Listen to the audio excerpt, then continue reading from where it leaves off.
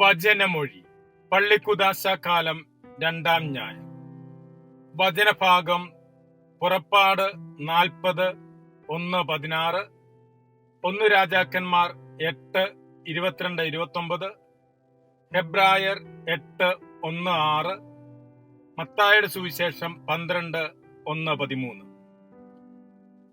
പള്ളിക്കുദാശ കാലം 2-ാം ഞായറാഴ്ച പ്രഘോഷിക്കപ്പെടുന്ന ദൈവവചന ഭാഗങ്ങളെല്ലാം ദൈവാലയത്തെയും അതിന്റെ പ്രതിഷ്ഠയെയും ലക്ഷ്യത്തെയും സംബന്ധിച്ചുള്ളതാണ്. ഒന്നാമത്തെ ദൈവവചന പ്രഘോഷണം പുറപ്പാട് പുസ്തകം 40-ാം അധ്യായത്തിൽ നിന്നുള്ളതാണ്. തനിക്ക് ജനത്തിന്റെ കൂടെ വസിക്കുന്നതിനു വേണ്ടി നിർമ്മിക്കപ്പെട്ട ആലയവും പേടകവും എപ്രകാരം ക്രമീകരിക്കപ്പെടണമെന്നും അഭിഷേചിച്ച് വിശദീകരിക്കപ്പെടണമെന്നും ദൈവം മൂശയോട് നിർദ്ദേശിക്കുന്നതും മൂശ കർത്താവിന്റെ നിർദ്ദേശമനുസരിച്ച് അവ സ്ഥാപിക്കുന്നതും വിശദീകരിക്കുന്നതുമാണ് പ്രതിപാദ്യം. മൂശ കർത്താവിന്റെ ഹിതമനുസരിച്ച് അവിടുത്തേക്ക് ഒരു ആലയം നിർമ്മിച്ച് പ്രതിഷ്ഠിക്കുന്നു. ദൈവാലയങ്ങൾ നിർമ്മിക്കപ്പെടേണ്ടത് കർത്താവിന്റെ ഹിതമനുസരിച്ച് അവിടുത്തെ വചനത്തിനനുസരിച്ച് ആയിരിക്കണമെന്ന് തിരുവചനം ഓർമ്മിപ്പിക്കുന്നു. രാജാക്കന്മാരുടെ 1-ാം പുസ്തകത്തിൽ നിന്നുമുള്ള 2-ാമത്തെ പ്രഘോഷണം സോളമൻ രാജാവ് ദൈവാലയം നിർമ്മിച്ച് സമർപ്പിച്ചതിനു ശേഷം നടത്തുന്ന പ്രാർത്ഥനയുടെ ഭാഗമാണ്. കർത്താവിന്റെ നാമം വഹിക്കുന്ന ആലയത്തിന്മേൽ അവിടുത്തെ കൃപാകടാക്ഷം രാപകൽ ഉണ്ടായിരിക്കണമെന്നും അവിടുത്തെ ദാസന്റെ പ്രാർത്ഥനകളും യാചനകളും ശ്രവിക്കണമെന്നും സോളമൻ അപേക്ഷിക്കുന്നു. ദൈവസന്നിധിയിലേക്ക് കരങ്ങൾ ഉയർത്താനുള്ള സ്ഥലമാണ് ദൈവാലയമെന്ന് സോളമൻ ഓർമ്മപ്പെടുത്തുന്നു. സുവിശേഷ ഭാഗത്ത് കാണുന്നത് ദൈവാലയത്തെക്കാൾ ശ്രേഷ്ഠനും സാപത്തിന്റെ അധീശനുമായ ഈശോയുടെ വാക്കും പ്രവൃത്തിയുമാണ്.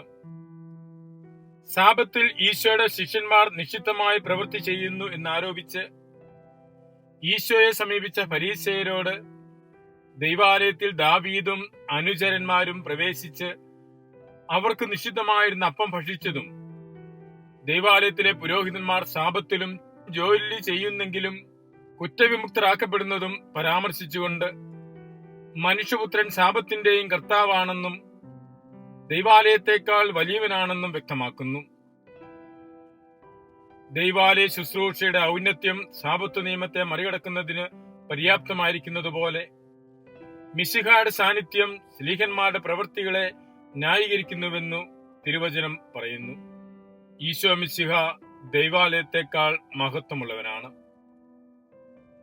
സാപത്തിൽ നന്മ ചെയ്യുന്നത് അനുവദനീയമാണെന്ന് വ്യക്തമാക്കിക്കൊണ്ട് കൈശോഷിച്ച ഒരു മനുഷ്യനെ സാപത്തിൽ സിനഗോഗിൽ വെച്ച് അവിടുന്ന് സുഖപ്പെടുത്തുന്നു.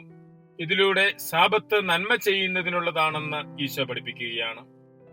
സാപത്ത് നന്മ ചെയ്യുന്നതിനുള്ളതാണ്, ജീവൻ സംരക്ഷിക്കുന്നതിനുള്ളതാണ്. സാപത്ത് യഥാർത്ഥത്തിൽ ദൈവ സാന്നിധ്യത്തിലായിരിക്കുന്നതാണ്, ദൈവൈക്യത്തിൽ ആയിരിക്കുന്നതാണ്. ഈ ഭൂമിയിലെ ദൈവാലയങ്ങളും സിംഹാസനങ്ങളുമെല്ലാം സ്വർഗത്തിന്റെ പ്രതിരൂപം മാത്രമാണെന്നും സ്വർഗീയ സ്ഥലത്തിന്റെ സാദൃശ്യവും മാതൃകയുമാണ് ഭൗമിക ദൈവാലയങ്ങളും സിംഹാസനങ്ങളും എന്നുമെല്ലാം വചനം നമ്മോട് പറയുന്നു.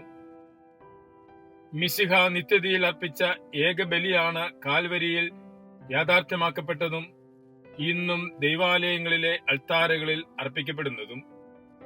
മിശിഹായുടെ കുരിശുമരണ ഉത്ഥാനത്തിലൂടെ മനുഷ്യകുലത്തെ വീണ്ടെടുക്കുകയും വിശുദ്ധീകരിക്കുകയും ചെയ്തു. മനുഷ്യകുലത്തിന്റെ വീണ്ടെടുപ്പും ദൈവപിതാവിന്റെ മുമ്പിലുള്ള മിശിഹായുടെ സമർപ്പണവുമാണ് പള്ളിക്കുദാശ കാലത്ത് പ്രത്യേകം അനുസ്മരിക്കുന്നത്. മിശിഹായുടെ എന്നേക്കുമുള്ള ഏക ബലിയിൽ പങ്കാളികളാകുകയാണ് ഭൗമികമായ ദൈവാലയത്തിൽ അർപ്പിക്കപ്പെടുന്ന പരിശുദ്ധ കുർബാനകളിലൂടെ. മിശിഹ നിത്യതയിൽ അർപ്പിക്കുന്ന ഏക ബലിയിൽ തന്നെ നാം പങ്കാളികളാവുകയാണ്. സാപത്താചരണങ്ങളെല്ലാം മിശിഹായോടൊത്ത് നിത്യതയിൽ ദൈവപിതാവിന്റെ പക്കലായിരിക്കുന്നതിന്റെ പ്രതിരൂപം തന്നെയാണ്.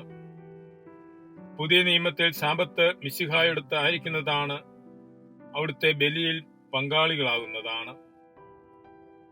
വിശുദ്ധമായ ദിവസം വിശുദ്ധിയോടെ ആചരിച്ച് ഓരോ പരിശുദ്ധ കുർബാന അർപ്പണത്തിലും മിശിഹായോടൊത്തായിരിക്കുന്ന, സാപത്തിലായിരിക്കുന്ന അനുഭവത്തിലേക്ക് നമുക്കും വളരാം, പ്രത്യാശയോടെ ആയിരിക്കാം. മിശിഹ നമ്മെ അനുഗ്രഹിക്കട്ടെ. ആമേൻ.